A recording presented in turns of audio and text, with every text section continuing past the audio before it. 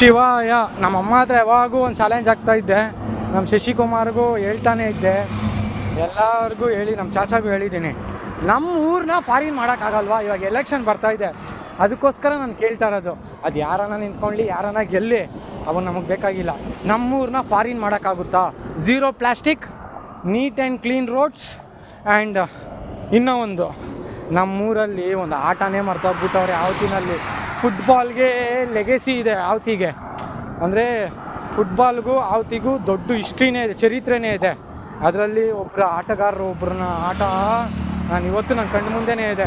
ನಮ್ಮ ಬಸವಣ್ಣ ಅಂದ್ಬಿಟ್ಟು, ಅವ್ರ ಹೆಸರು ಬಸವರಾಜ್ ಅಂದ್ಬಿಟ್ಟು, ನಾವೆಲ್ಲ ಬಸವಣ್ಣ ಅಂತೀನಿ, ನಾನು ಮಾಮ ಅಂತ ಕರಿತೀನಿ, ಆಯಿತಾ?